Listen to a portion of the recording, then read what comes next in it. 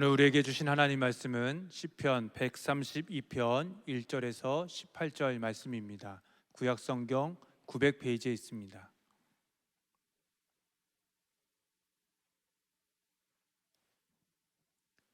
모두 자리에서 일어서서 한 절씩 교독하겠습니다. 여호와여, 다윗을 위하여 그의 모든 겸손을 기억하소서.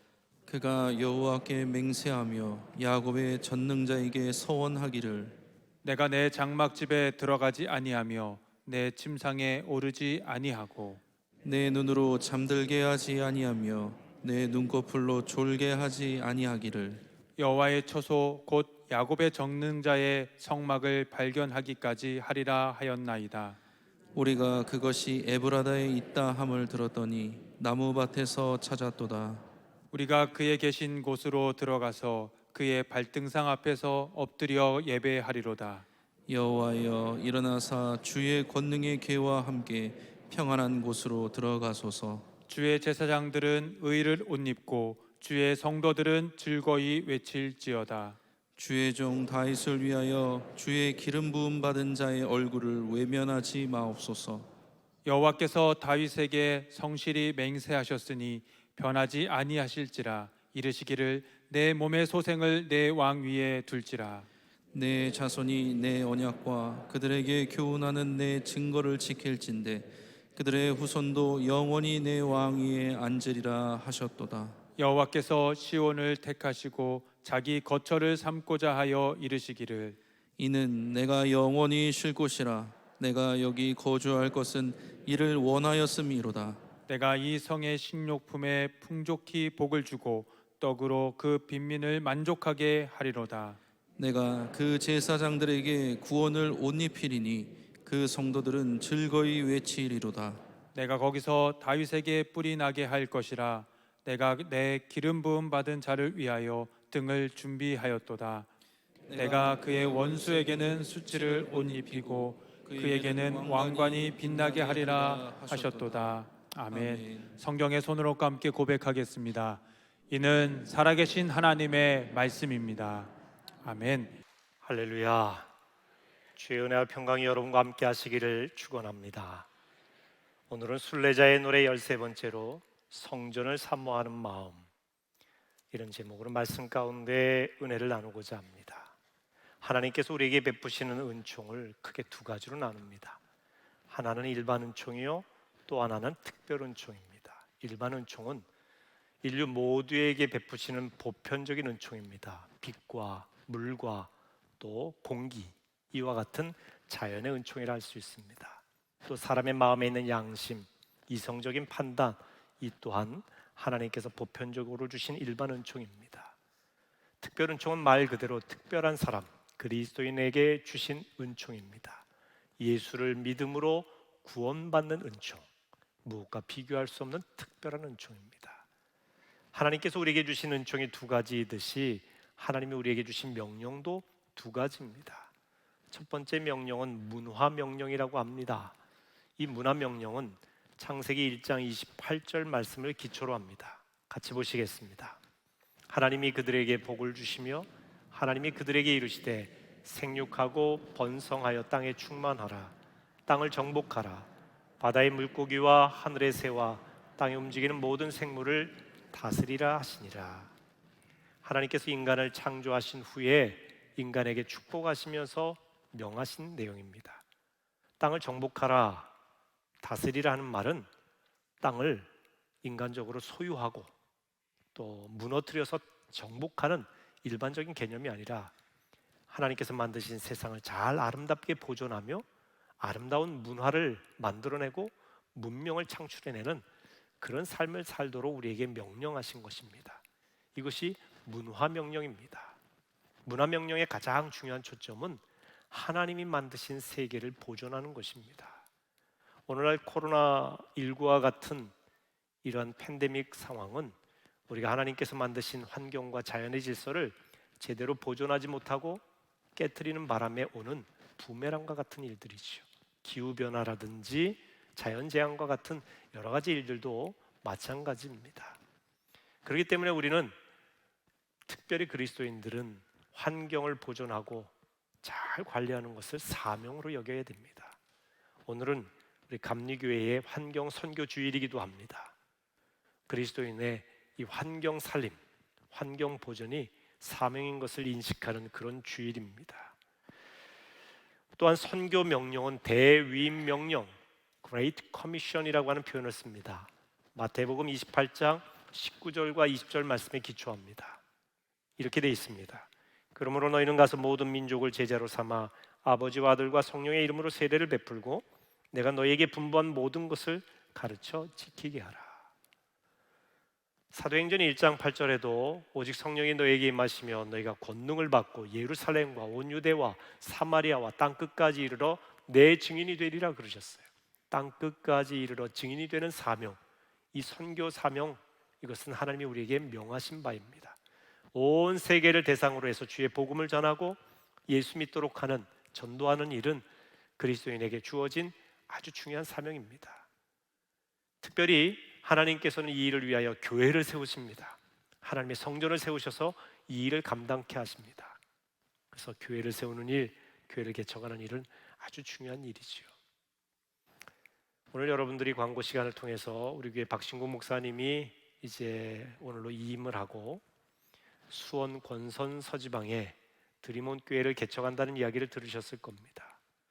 여러분들은 갑자기 들으신 이야기일지 모르지만 저는 작년 말에 박신구 목사님이 찾아와서 교회를 개척하고 싶다고 이야기를 했습니다. 저는 너무나 갑자기 들은 이야기이기도 하고 또 상황이 코로나 상황인지라 그 자리에서 그냥 대답할 수가 없었습니다. 우리 기도해보자. 2주간 기도하고 다시 이야기하자. 근데 저는 사실 기도가 되질 않았어요. 이 상황에서 개척하는 것은 너무 어렵기 때문에 안 된다는 생각만 가득했습니다. 2주 후에 저한테 온 박신구 목사님은 개척에 대한 어떤 확신을 가지고 저한테 얘기했지만 저는 4가지 이유를 들어서 안 된다고 했습니다. 이유도 많지요. 첫째, 상황이 안 좋다. 코로나 상황에서 잘 모이지도 못하는데 교회 개척을 어떻게 하느냐. 또 2번째로는 재정적인 여건이 어렵지 않느냐. 우리 교회가 큰숲드림교회 한 지도 얼마 되질 않았고 지금도 그 건축 빚을 갖고 나가는 상황이기 때문에 교회를 개척하면 우리가 충분하게 도와줄 수 있는 여력이 되질 않는다. 3번째, 가족들이 고생한다. 박 목사의 소명감 가지고 한다지만은 애들이 무슨 죄냐.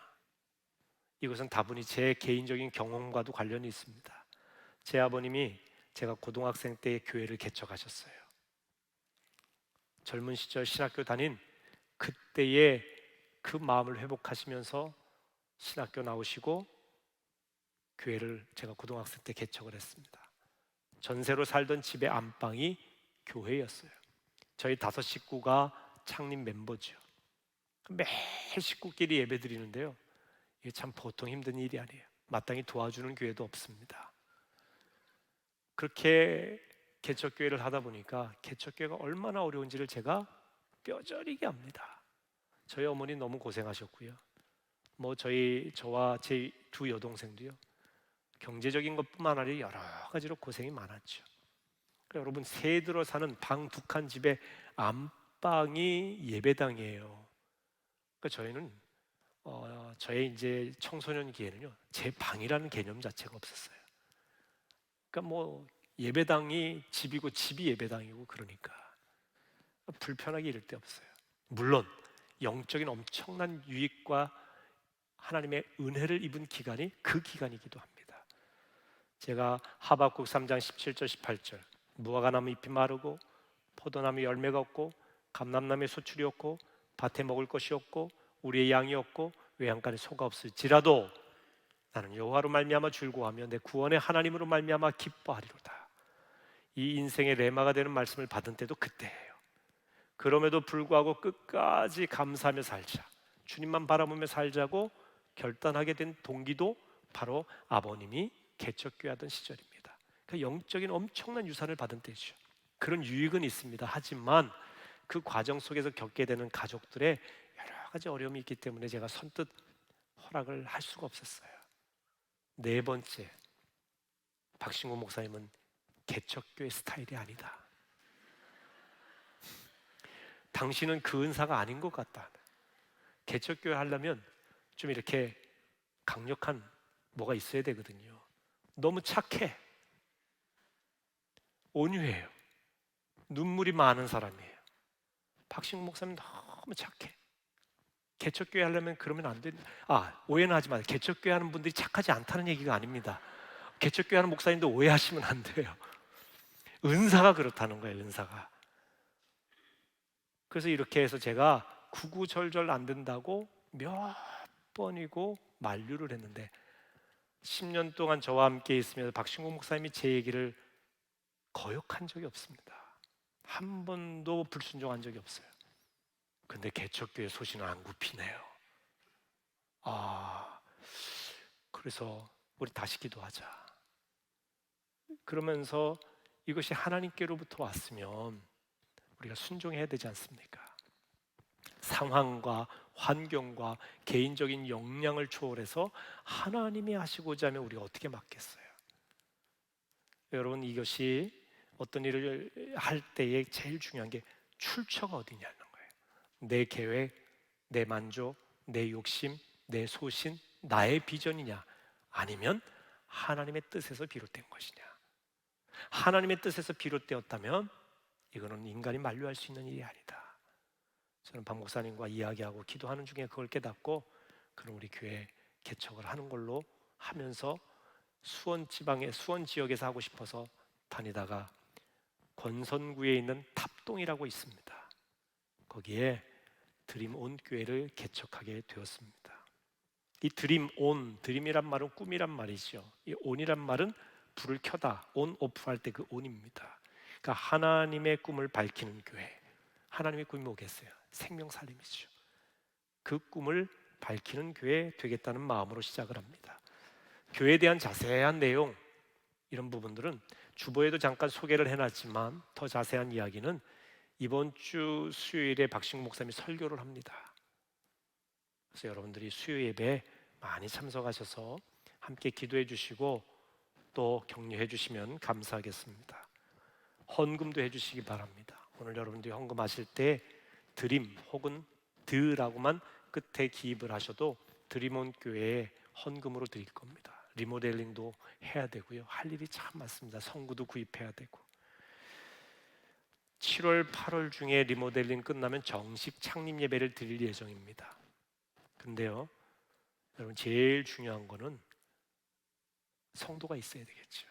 지금 물론 가족들이 있고 두 자녀가 있지 않습니까? 사모님과 우리 네 가족이 창립 멤버고 또 형님네 가족이 같이 하기로 했고 또 친구분이 있어서 이렇게 시작을 합니다. 그래도 여러 가지로 어렵죠. 저희 아버님 개척교회 하실 때 한 몇 개월 지났는데 권사님 가정이 한 가정이 등록을 하셨어요. 천군만마를 얻는 것 같더라고요. 아버님 설교가 달라져요. 막 힘과 용기가 생기시는 거예요. 하나님의 교회는요, 가장 중요한 포인트가 하나님의 백성이죠. 건물도 중요하고 물질적인 것도 채워져야 되겠지만 사람이 중요한데, 여러분 가운데 혹 1년이든 2년이든 뭐 그 이상이든 수원의 드림온 교회에서 봉사하기를 원하시면 얼마든지 기꺼이 파송해 드리겠습니다. 큰숲 드림교회 파송 받아서 가셨다가 우리 성도들이 오신 분도 있고 계속 봉사하신 분도 있듯이 그것은 여러분이 하나님께서 주신 마음에 따라서 하시면 되겠습니다. 저는 성경을 보면서 성경 인물 중에 개척교회를 하면 누가 잘할까 이런 생각을 해본 적이 있어요. 여러분 누구라고 생각하세요? 물론 예수님 계시죠. 예수님이 교회 머리시기 때문에 예수님은 교회를 개척하는 개념이 아니시잖아요. 사도 바울도 교회를 많이 개척해서 위대한 사도죠. 근데 제가 생각하기에 정말 교회를 개척하고 목회자면 잘하겠다라고 떠오르는 인물이 다윗이에요. 왜? 다윗은 하나님을 사랑하고 하나님의 성전을 사모하는 마음이 남달랐어요. 자, 성경 보실까요? 시편 27편 4절입니다. 내가 여호와께 바라는 한 가지 일, 그것을 구하리니 곧 내가 내 평생이 여호와의 집에 살면서 여호와의 아름다움을 보며 그의 성전에서 사모하는 그것이라. 다윗의 평생 바라는 한 가지 일은 이스라엘을 제국으로 만들어서 천하를 호령하는 게 아닙니다. 나라를 부흥하고 발전시키는 것도 아니에요. 자기가 세계적인 권력자 되는 것도 아닙니다. 이 다윗의 바람은 하나님의 성전이에요. 하나님의 아름다움을 전하는 것입니다. 하나님 계시면 되는 거예요. 그걸 유일한 소망으로 삼았던 사람입니다. 마치 하나님을 사랑하는 연인처럼 생각하는 마음을 갖고 있었습니다. 저는 교회를 개척하고 목회하는 목회자의 마음이 이런 마음이어야 된다고 봅니다. 내 영광을 위한 성전 건축이나 나의 부귀영화를 위한 목회가 아닙니다. 오직 하나님을 사랑하는 마음이 필요합니다. 하나님의 아름다움을 널리 전하기 위한 마음, 바로 성전을 사모하는 마음이 가장 핵심이죠. 이런 마음을 품은 다윗이 개척교회를 하면 얼마나 잘하겠습니까? 그는 평생 성전 건축하기를 사모하는 열심을 가졌으니 그 열심 누가 따라가겠습니까? 근데 여러분, 성경에 보면 이렇게 하나님을 사랑하고 성전을 사모했던 다윗이 성전 건축하려고 할 때 하나님이 허락하시지를 않았어요. 안 된다고 하셨습니다. 내 아들 때 솔로몬 때에나 가능하다 말씀하십니다. 그 이유가 뭘까요? 역대상 22장 8절에 나옵니다. 여호와의 말씀이 내게 임하여 이르시되 너는 피를 심히 많이 흘렸고 크게 전쟁하였느니라.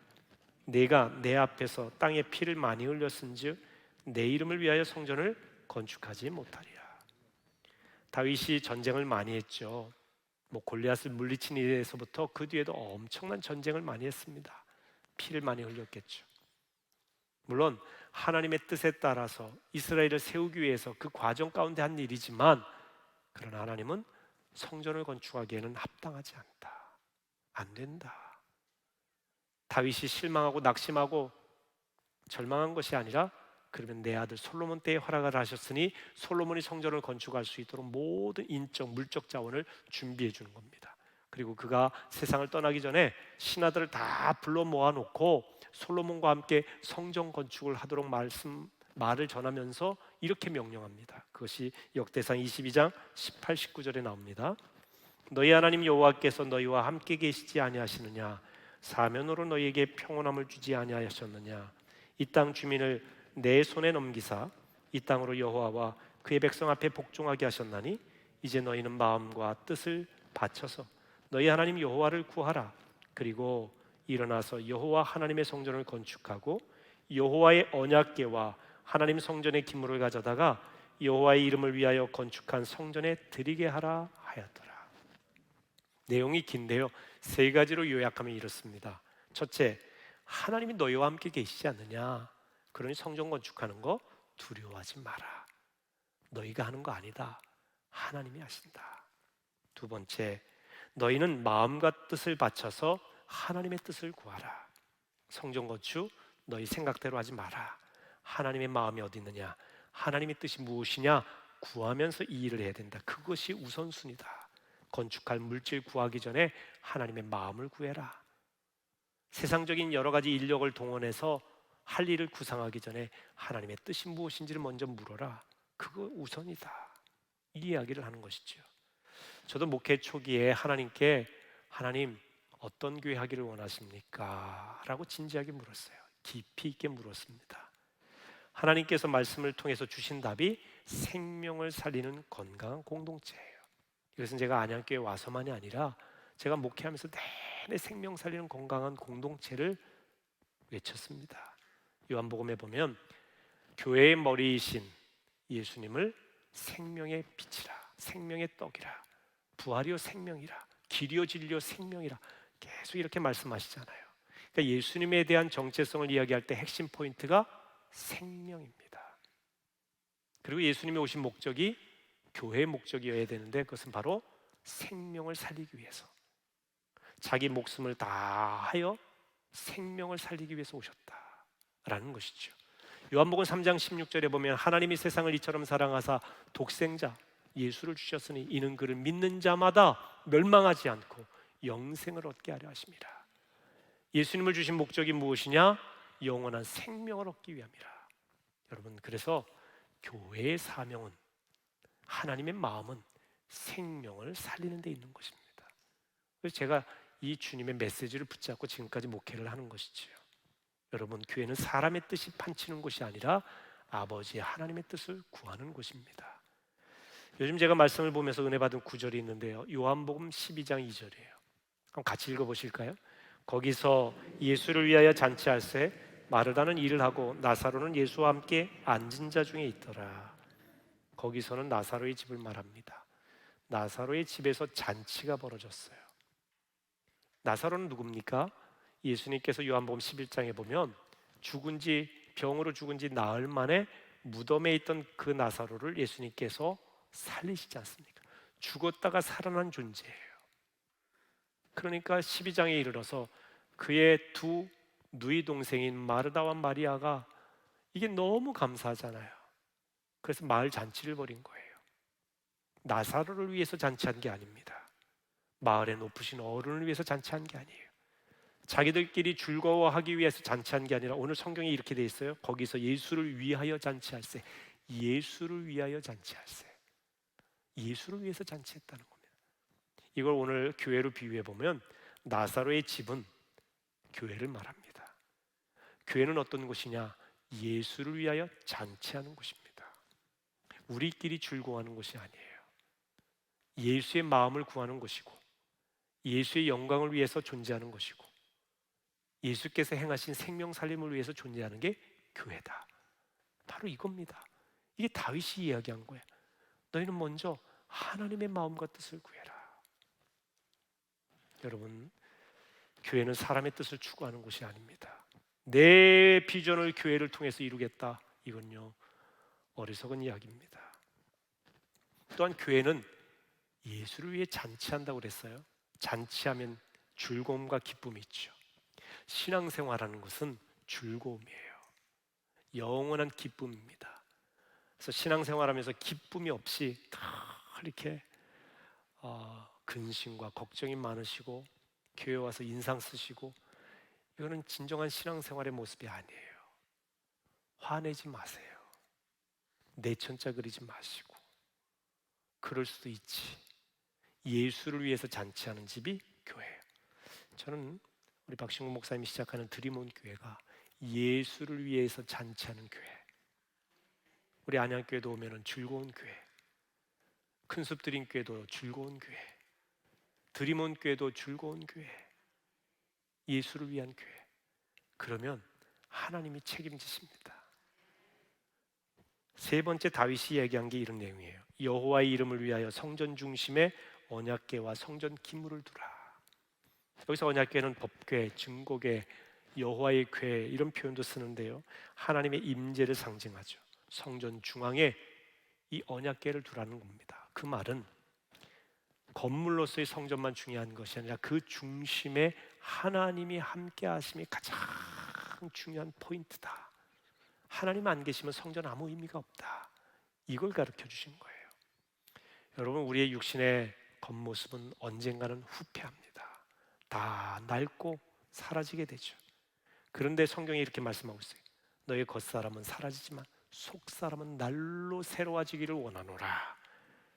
우리 속사람, 왜 우리 속사람이 날로 새로워질 수 있느냐? 예수님을 모셨기 때문에. 우리 마음의 중심에, 우리 심령의 성전의 중심에 언약궤를 두는 거예요. 예수님을 모시는 거죠. 하나님이 함께 하시는 게 중요해요.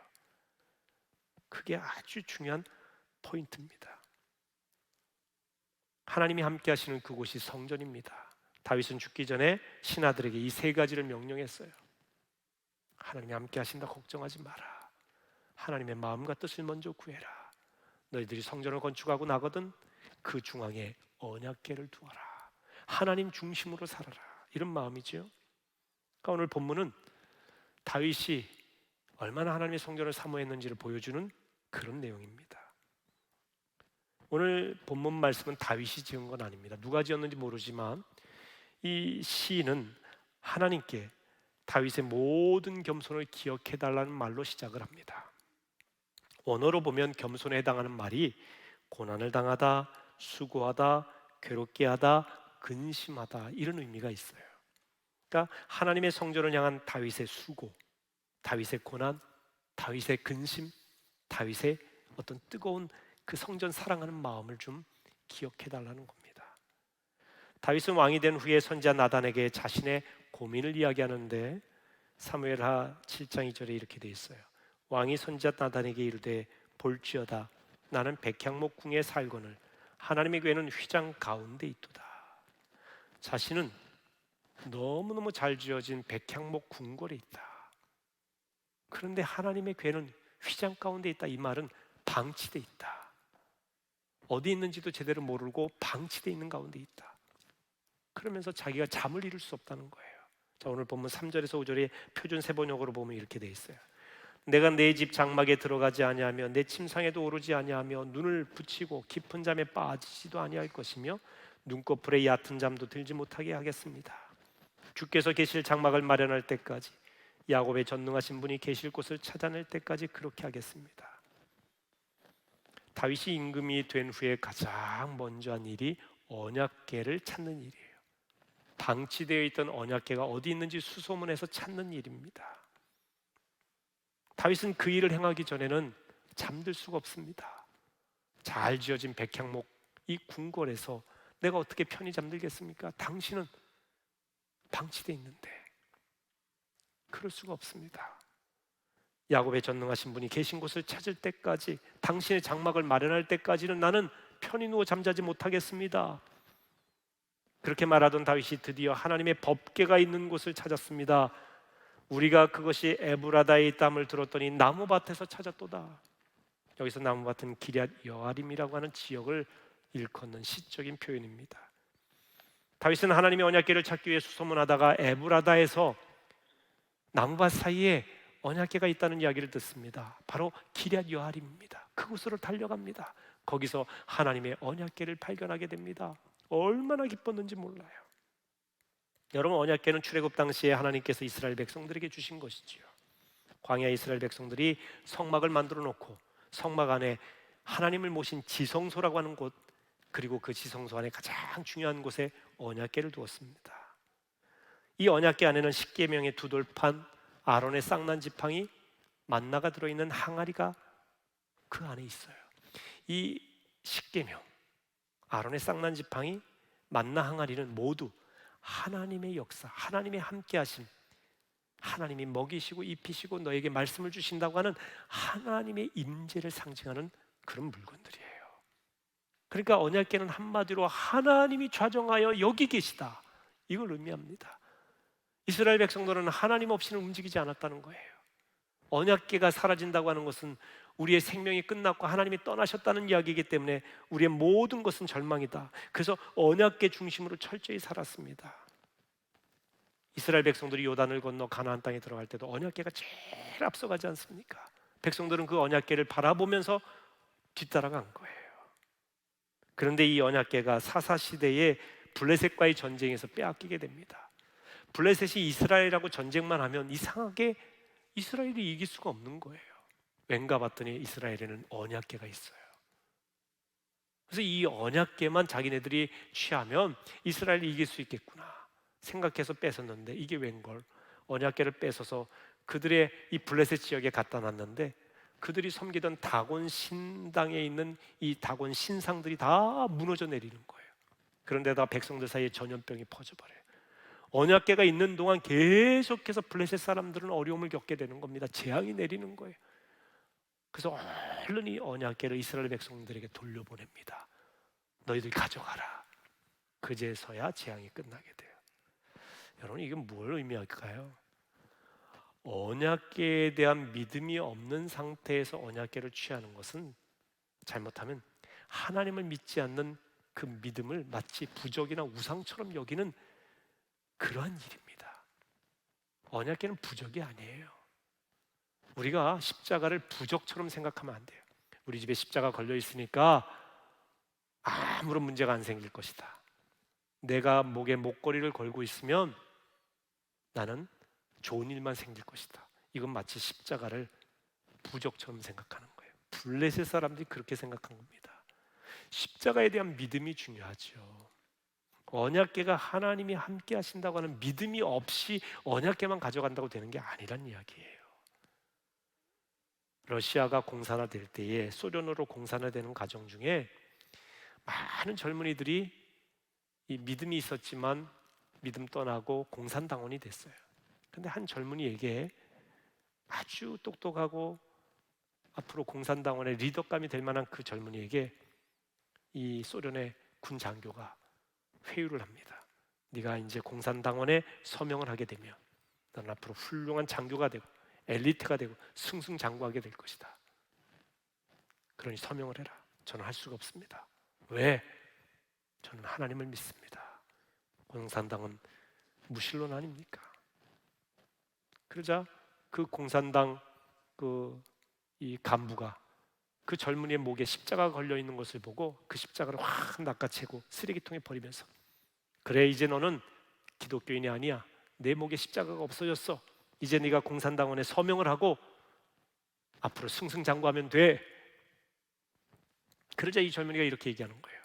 내 목에 걸려있는 십자가는 버릴 수 있어도 내 가슴에 새겨진 예수의 십자가를 지울 수는 없습니다. 목에 걸린 십자가가 중요한 게 아니라는 거죠.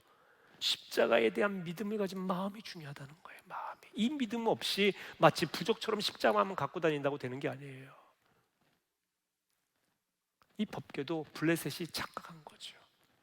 하나님을 믿지도 않으면서 이 법궤만 있으면 된다라고 하는 것을 무상시하거나 부작처럼 생각해서 오히려 재앙이 온 겁니다. 그래서 이스라엘에다가 떠다 밀었는데 문제는 그 다음에 생겼어요.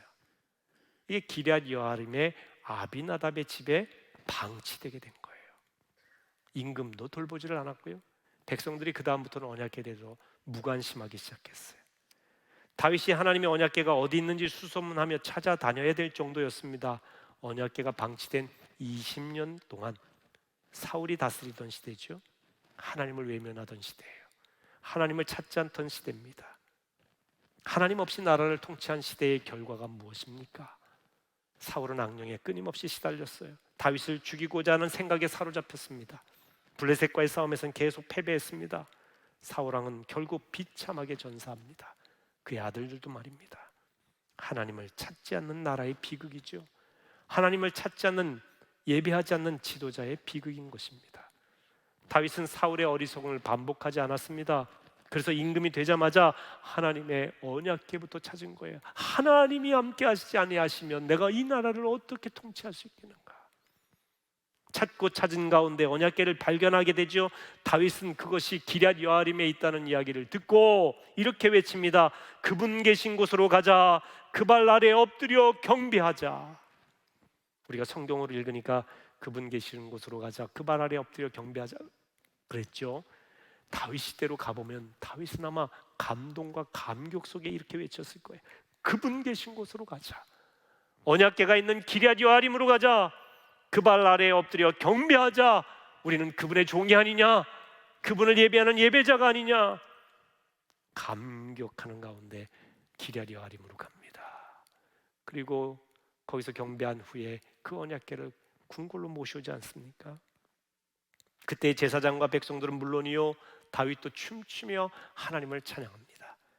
근데 얼마나 어린아이처럼 춤을 추고 아주 하나님의 언약궤 온 것이 기뻤던지 다윗이 춤추다가 바지가 내려갔어요. 그 많은 신하들 앞에서, 종들 앞에서 임금이 바지가 내려갔으니 이거 창피한 일이잖아요. 근데 이 모습을 멀리서 미갈, 사울의 딸이요 다윗의 부인이에요, 보고 에휴 천박하다. 자기 남편이 하는 짓을 천박하게 여겼어요. 어떻게 계집종 앞에서 임금이나 됐는데 채통을 지키지 않고 그럴 수 있느냐. 우리 식으로 표현하면 그런 거죠. 근데 다윗은 내가 계집종들 앞에서, 종들 앞에서 이보다 더 창피함을 당하는 일이 있어도 나는 여호와 하나님을 찬양하겠다. 하나님께서 이런 다윗은 축복하셨고요, 미갈, 다윗을 천박하게 여기며 하나님을 찬양하는 백성들에 대해서 무시했던 미갈은 평생 아이를 낳지 못하는 벌을 받게 됩니다. 여러분, 하나님은 예배자를 축복하십니다. 다윗은 하나님 앞에 내가 임금입니다, 내가 이 나라의 왕입니다 이렇게 외친 게 아니에요. 나는 당신 앞에 종입니다. 나는 당신의 예배자입니다. 나는 부족합니다. 그래서 당신이 필요합니다. 당신이 이 나라의 중심이 되어 통치하여 주십시오. 당신을 모실 성전을 제가 사모합니다.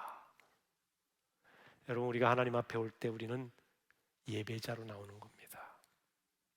오래된 교인으로 나오시는 게 아니에요.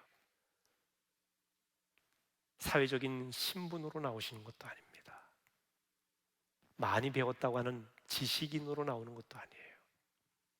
저는 하나님 앞에 매주일 강단에 서기 전에 기도할 때, 예배드리기 전에 기도할 때, 하나님, 저는 예배자입니다. 담임 목사 아닙니다.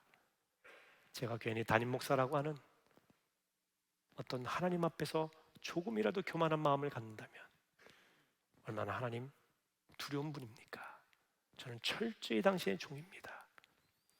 여러분, 사무엘하 7장 25절 이하 29절까지 말씀을 보면 다윗이 하나님 앞에 드린 기도의 내용이 나오는데, 계속해서 다윗이 하나님 앞에 기도할 때 주의 종이, 주의 종의 집을, 주의 종이 말씀을 듣겠사오니 주의 종이 영원히 복받게 하옵소서. 계속해서 다윗이 나는 당신의 종이라고 고백하고 있는 거예요. 천하를 호령하는 이스라엘의 임금인데 하나님 앞에서는 종이라고 하는 겁니다. 하나님께 예배하는 예배자라는 이야기죠. 다윗이 거기에서 하나님 마음에 합한 자라는 이야기를 들은 거 아니겠습니까? 여러분, 교회는 목사로 나오는 게 아니에요. 장로로 나오는 게 아닙니다. 내가 이 교회의 창립 멤버인데, 오래된 교인인데, 권사인데, 집사인데, 내가 회장인데, 아니에요. 다 내려놓는 겁니다. 저는 그저 주님의 종입니다. 예배자예요. 사울은 끝까지 하나님 앞에 종된 자세라기보다는 왕이라고 하는 인식만 있었어요. 그러니까 하나님께서 그를 버리신 거 아닙니까? 자기의 정체성을 예배자로 했던 이 다윗에게 내린 두 가지 축복이 있어요. 첫 번째 축복은 후대가 계속해서 왕위를 계승하는 복입니다. 11, 12절 말씀 표준 세번역으로 봅니다. 주께서 다윗에게 맹세하셨으니 그는 성실하셔서 변경하지 아니하신다. 내 몸에서 난 자손 가운데서 한 사람을 왕으로 삼을 것이니 그가 내 뒤를 이어서 왕위에 앉는다. 내 자손이 나와 더불어 맺은 언약을 지키고 내가 가르친 그 법도를 지키면 그들의 자손이 대대로 내 뒤를 이어서 왕이 되게 하겠다 하셨다. 다시 말하면 다윗에게서 왕위가 끝나는 것이 아니라 계속해서 내 후대에 찾아 손손 왕위를 이어가게 하겠다. 하나님께서 그 말씀대로 유다 왕국의 왕위를 다윗의 후손에서 계속 나오게 하셨습니다. 약속을 지키셨어요. 이것은 이 영적인 영역에서 보면 자자손손 믿음의 대를 이어가게 하겠다는 그 축복입니다. 하나님께서 다윗의 가문에 이 축복을 주셨어요. 뭐 왕들이 다 선한 왕이고 올바른 왕만은 아니지만 하나님께서 다윗에게 약속하신 그대로 그 왕위를 이어가게 하시는 축복을 주셨습니다. 두 번째 축복은 다윗의 후손 중에 메시아가 나신다고 하는 복입니다. 자, 17, 18절입니다. 여기에서 나는 다윗의 자손 가운데서 한 사람을 뽑아서 큰 왕이 되게 하고 내가 기름 부어 세운 왕의 통치가 지속되게 하겠다. 그의 원수들은 수치를 당하게 하지만 그의 면류관만은 그의 머리 위에서 빛나게 해주겠다.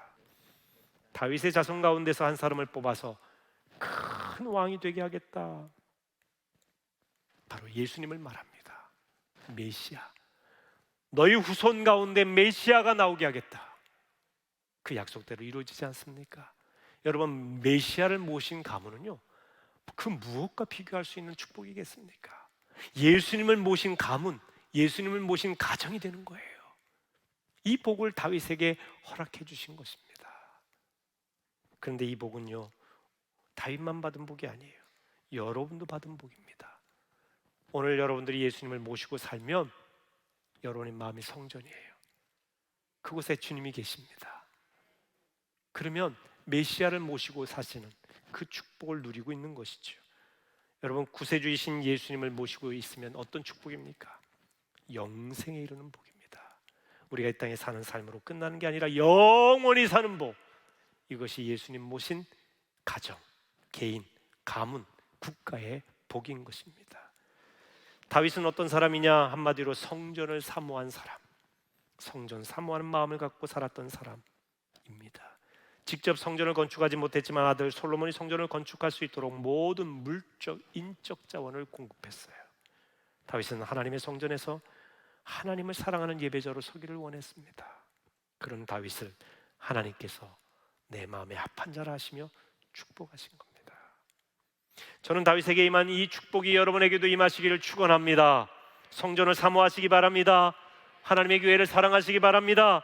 무엇보다 교회의 머리이신 예수님을 사랑하시기 바랍니다. 그 마음에 하나님이 부으시는 한량없는 은혜가 넘치시기를 축원합니다. 우리 시간 기도하겠습니다.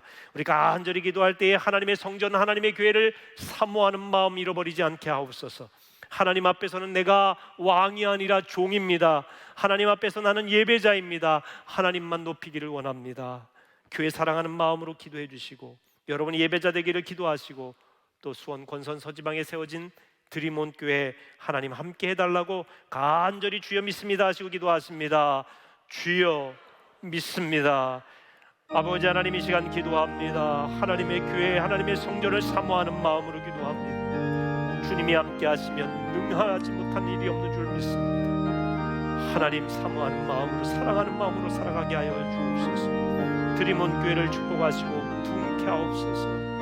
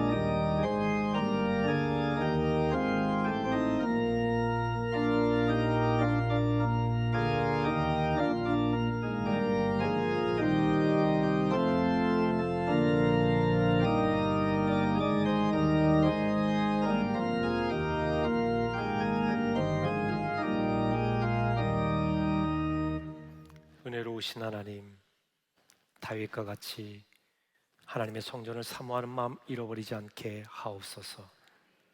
하나님의 임재, 주님의 함께하심이 세상에서 가장 행복하고 기쁜 일임을 깨달아 살아가게 하옵소서. 또한 드림온 교회를 축복하셔서 부흥케 하시고 박신웅 목사님과 그 가정을 주여 인도하여 주옵소서. 하나님 앞에 헌신하는 백성들의 손길을 기억하시고 연락하여 주옵소서. 예수님의 이름으로 기도하옵나이다. 아멘.